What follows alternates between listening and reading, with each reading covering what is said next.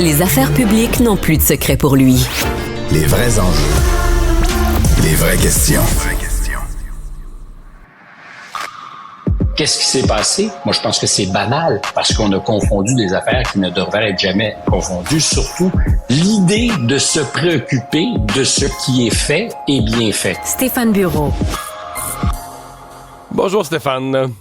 Salut Mario. C'est vendredi, on est à l'étape un peu de prendre la mesure du tremblement de terre qui s'est passé toute la semaine là, depuis l'assermentation de Donald Trump, et notamment dans le monde traditionnel de l'économie, de la finance. Oui, et je sais que c'est des choses qui t'intéressent, que tu suis souvent les indices boursiers qui sont corrélés à certaines choses. Si c'est le cas, c'est corrélé à beaucoup d'optimisme parce qu'on est à des sommets, particulièrement pour le S&P 500, le Nasdaq, même chose. Est-ce que ça pourra continuer? Est-ce que l'inertie des marchés va faire en sorte que ça va continuer à avancer malgré les bonnes ou les mauvaises nouvelles? Le mot d'ordre, les analystes disent parce que 2023 et 2024 ont été 2 années extraordinaires. Et j'essaie de me souvenir, je l'ai déjà mais les 3 années extraordinaires de suite, je pense que c'est arrivé une fois dans l'histoire, presque jamais. Là. Je veux dire, tu sais, quand ça monte d'une vingtaine de %, 2 années de suite, c'est comme prépare-toi à une correction, là, c'est ça. Prépare-toi à un ajustement, pas une correction. Même s'il n'y a pas de récession ou de catastrophe économique, il finit par avoir quelque chose qui provoque une correction boursière. Mais là, on la sent pas pour l'instant. Il y a l'air d'avoir encore du fuel dans la fusée, là. Alors, il y a beaucoup. Et fuel dans la fusée, probablement l'expression clé ici, parce que je vais te parler de celui qui en met du fuel dans la fusée, entre autres, M. Musk. On peut d'ailleurs se demander qui de M. Musk ou de M. Trump emmène le plus large présentement. Et j'ai pas envie de te parler de politique, je veux te parler d'économie et de disruption, comme certaines des décisions ou des annonces de M. Trump ont pour effet sur les marchés, parce que c'est très disruptif. On parlera de pétrole, on parlera du cours de l'or, on pourrait parler aussi des taux d'intérêt, puisqu'il a invité, sinon admonester les dirigeants de la Fed et particulièrement son patron à baisser les taux d'intérêt. Alors mais ça, c'est particulier parce que eux, si tu leur posais la question à M. Powell, entre autres, lui, il te dirait, nous, c'est à cause de Trump qu'on les baisse pas parce que comme ils pensent mettre des tarifs, ça va créer de l'inflation. L'inflation, c'est notre ennemi. Eux te diraient, c'est à cause de Trump qu'on les baisse pas, puis Trump dit, baissez-les. Oui, et faut dire qu'avant même Trump, l'inflation, on en a parlé plusieurs fois cet automne, n'est pas disparue aux États-Unis. Non. Des pressions inflationnistes avant même les droits douaniers qu'imposera probablement le président Trump. Cette pression inflationniste demeurait dans l'économie américaine. C'est pour ça qu'ils sont moins pressés qu'ils l'ont déjà été. Et théoriquement, comme pour la Banque du Canada ou la Banque d'Angleterre, ce sont des institutions souveraines où le pouvoir politique n'a absolument aucune vocation à donner des indications. Tu n'appelles pas le gouverneur de la Banque du Canada ou de la Fed pour lui dire, sais-tu, j'aimerais ça que tu réduises les taux d'intérêt. Mais il y a des moyens pour faire en sorte que les pressions inflationnistes peut-être soient à la baisse. C'est pour ça qu'il a parlé de pétrole et des Saoudiens. Mais je vais revenir à notre ami Musk parce que pour l'instant, je pense que c'est un peu sous les écrans radars. J'aime bien quand on commence à allumer un peu nos phares pour suivre une éventuelle actualité. Lundi, le 27 janvier, c'est le début des tests bêta du téléphone Tesla de Elon Musk qui sera lié à son réseau satellitaire. Donc, la possibilité... Informe-moi, sincèrement, je pense que je ne suis pas le seul. On ne connaît rien à ça, la téléphonie Tesla. Là.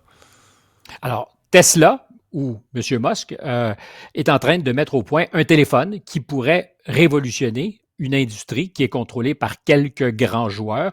Aux États-Unis, pour te donner une idée, parce qu'il y a deux valeurs à surveiller, le marché des appareils intelligents, contrôlé par Apple et Samsung pour beaucoup, et le marché des télécommunications. Pour les appareils intelligents, c'est plus ou moins aux États-Unis 60 milliards de dollars, et le marché des télécommunications en 2025, c'est un chiffre estimé aux États-Unis, 460 milliards de dollars. Que se partage qui? Dans le cas des télécoms, c'est Verizon, c'est AT&T. Verizon, exactement. Quelques joueurs comme au Canada, on dirait Bell, on dirait Québécois qui a aujourd'hui aussi des réseaux et offre le service.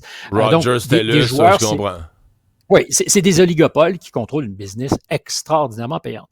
Et là, tu as le sympathique mousquetaire de la disruption, Elon Musk, qui a d'ailleurs testé avec AT&T sa technologie en situation d'urgence, c'est-à-dire que pour tous ceux qui se retrouvaient sur le chemin d'un ouragan et où il n'y avait plus d'infrastructure terrestre pour les communications, il a dit on peut utiliser notre système satellitaire et j'invite à ce moment-là, c'est les gens de AT&T, s'ils avaient le téléphone, pouvaient au minimum texter, donc sans que les infrastructures terrestres ne soient nécessaires. Il n'y en avait plus. Donc, quand tu es dans une région où il n'y a plus d'Internet, tu pouvais, grâce à ce test et au réseau de AT&T, te brancher parce que M. Musk avait mis à disposition son réseau de satellites à basse altitude ou en basse altitude. Or, qu'est-ce qu'il fait aujourd'hui? Il développe un téléphone qui pourrait être directement lié à son propre réseau, donc plus besoin d'antennes de retransmission, aucun souci avec les éléments naturels, tempête ou pas, le petit réseau pépère en orbite autour de la Terre, lui, fonctionne et donne de la communication. À la rigueur, tu peux être n'importe où dans le monde, c'est plus un critère, tu peux être perdu sur une montagne, tu peux être dans le désert, il y aurait du service. Mais la possibilité pour lui, M. Musk, de dire je vends des appareils intelligents que j'ai moi-même designés et je te vends un service d'abonnement. Starlink, c'est un peu ça. C'est à terme la possibilité de court-circuiter tous ceux qui offrent du service Internet, du Wi-Fi. C'est dire, si tu veux, tu achètes ta petite antenne. Il y a d'ailleurs plein de gens qui se déplacent aujourd'hui, qui font la van life, qui ont un service Starlink parce que tu peux te déplacer, tu n'as pas besoin d'être branché dans le mur.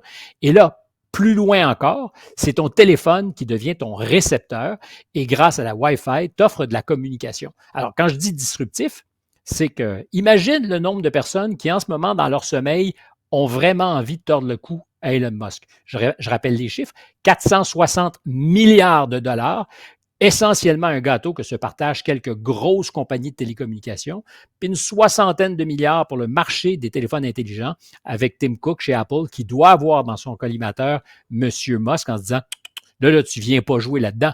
Il a fait le coup dans l'industrie de l'automobile, il a fait le coup dans l'industrie de l'aéronautique. Tu me diras qu'il n'y a pas beaucoup de joueurs, mais il a complètement déclassé Boeing.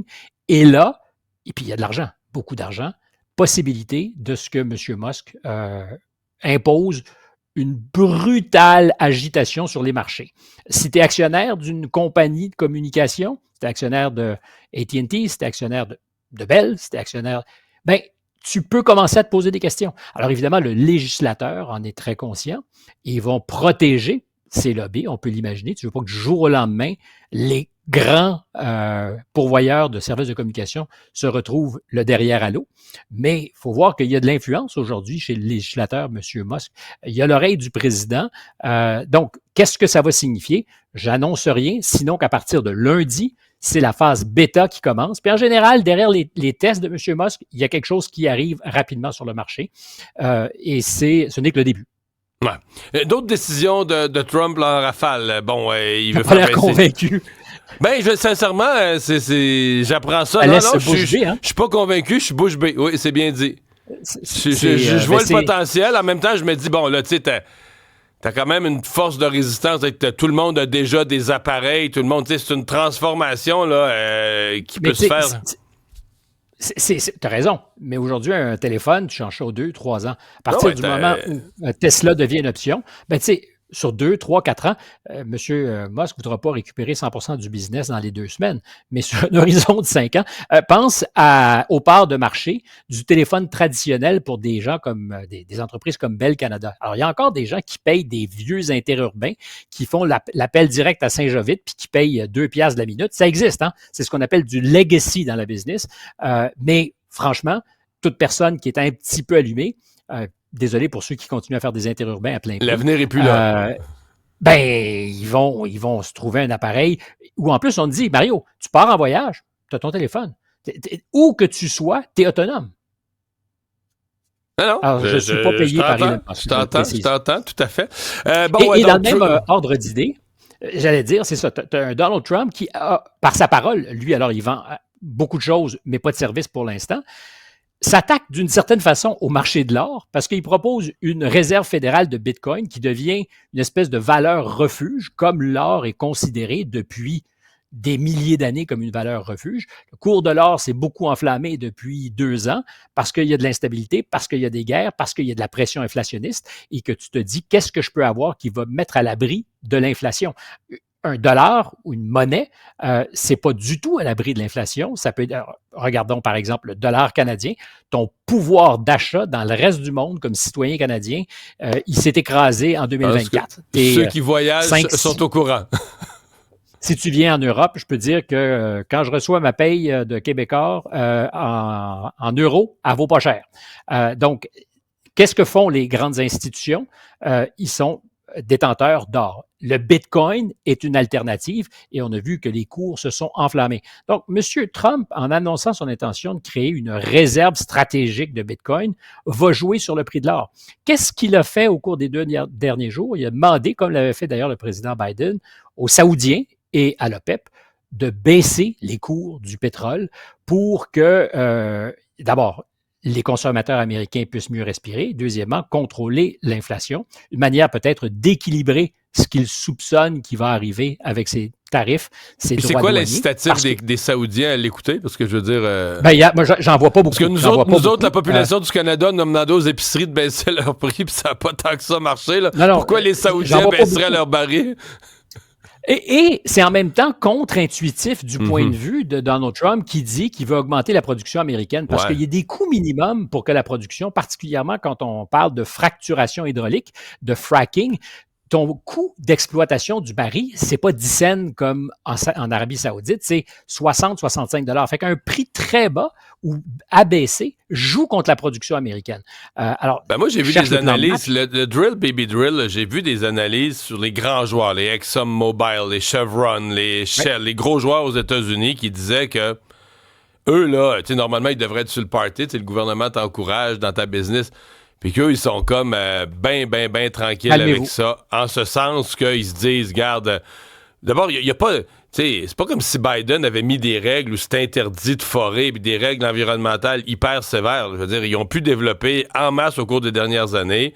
Ils l'ont pas fait peut-être parce que le baril de pétrole était pas assez élevé ou les projets qui restent sont moins rentables. Donc oui, il va peut-être s'en faire un peu plus, mais pas... il y a un côté là-dedans qui est de la politique. Là. Ceux qui regardent ça d'un point de vue business disent non, il y a personne là, qui est... C'est pas comme si c'était interdit avant, puis tout à coup c'est permis. Comme le cannabis au Canada, là, tout le monde se garoche. Il n'y a pas ce phénomène-là. Là. Les gens exploitaient déjà le pétrole, puis ils vont continuer de le faire. Puis tant mieux si la réglementation est un peu plus ouverte, mais... Version cannabis, fume, bébé, fume. Drill, baby, drill. Voilà. La voix de Dieu. Tu as raison, parce que les compagnies pétrolières au Canada comme aux États-Unis ont compris, ils vont commencer par exploiter ce sur quoi ils ont la main avant d'investir des milliards de dollars pour faire de l'exploration et parce qu'ils ont bien vu que les cours du baril étaient très fluctuants et les compagnies veulent être capables de donner des dividendes à leurs actionnaires, même à 50 ou 60 dollars le baril. Donc, avant de se lancer dans l'exploration et le forage, avant qu'on drill, baby drill, je pense qu'il va y avoir du temps. C'est donc dans ce contexte-là que M. Trump, par sa seule parole, essaie, lui, d'influer le cours du pétrole, les cours mondiaux du pétrole. Puis j'ajoute à ça, on en parlait d'entrée de jeu, les taux d'intérêt. Intimider ou inviter, je ne sais pas ce qui est le meilleur des mots, la Banque centrale à avoir une attention à ses propos sur les taux d'intérêt pour qu'ils baissent aux États-Unis. Mais c'est jamais vu parce qu'on a commencé aussi en se disant, les marchés sont au sommet. Comment les marchés vont réagir à une variable pour laquelle tu ne peux pas te préparer? Comment les cours du pétrole, effectivement, vont réagir? Le Canada a investi 1,3 milliard de dollars pour la frontière ou sécuriser la frontière américaine dont on n'avait jamais entendu parler avant que M. Trump parle de ça. Comment les Saoudiens vont réagir? C'est clair qu'ils n'avaient pas écouté M. Biden quand il leur avait demandé la même chose au moment où l'inflation aux États-Unis était dans le plafond. Mais comment le marché, qui se veut rationnel ou qui est apparemment rationnel, peut s'adapter à des variables comme celle-là. Les taux, tous ceux qui sont des négociateurs d'obligations ont des chiffres et des tableaux qui leur permettent de dire ben, la courbe obligataire, elle s'en va par là pour de bonnes raisons. À partir du moment où tu dis le président va vouloir jouer sur la réserve fédérale, puis ceci étant dit, la réserve va baisser les taux, mais les taux à moyen et long terme, eux, ont monté. Tu peux fixer les taux à court terme à la Fed ou avec la Fed. C'est le marché qui fixe les 10 ans. Là. Les taux 10 ans, les taux 30 ans, c'est le marché qui est fixe.